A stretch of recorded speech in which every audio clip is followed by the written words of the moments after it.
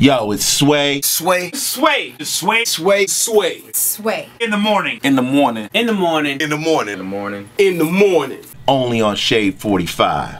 Wake your fuck ass up. Yeah. Bitches. Call us up if you want to start speaking to Ryan Nerz.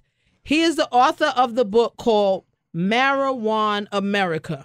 One man's quest to understand America's dysfunctional love affair with weed. Good morning, Ryan. Good morning, Heather. Good to be here. Thank you so much. Okay, I'm a little confused though, Ryan.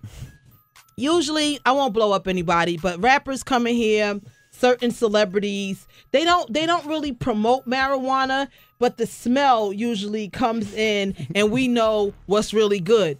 You smell like coffee, and I don't mean coffee like the coffee that you roll up in a L and smoke it. You smell like Starbucks or something like that. What's up with your aroma?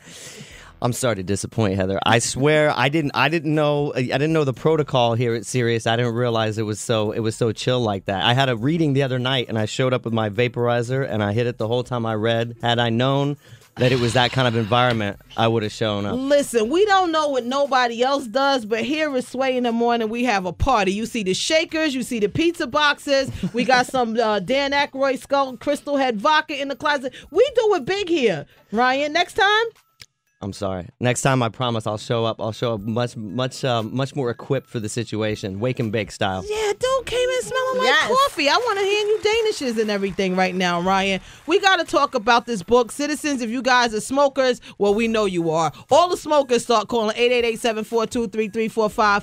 What made you write this book, Ryan?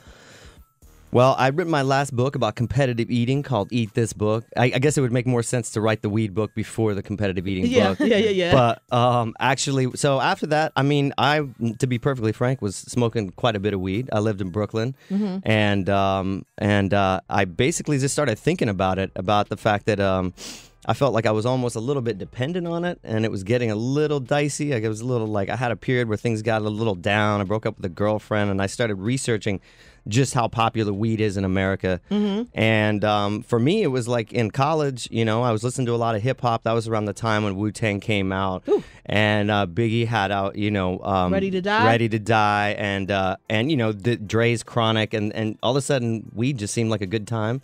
And so it was really cool for a long time, but then I got to this point, like I said, in like my early 30s where I thought it was getting to be a bit of a problem. I actually went to a Marijuana Anonymous meeting. Did you know those exist? No, I did not, but I know a few people. I'm going to join them up for that. What was that like?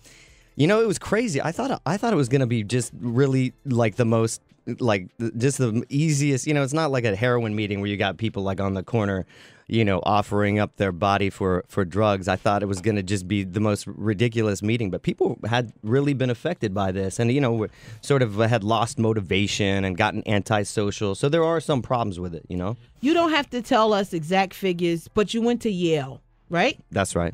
How much does it cost to go to Yale?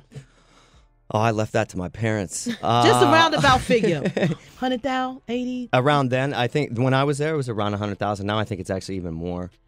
$100,000, and then you end up in weed college, weed anonymous. That's right. And I went to Amsterdam University, which is a cannabis college out in Oakland.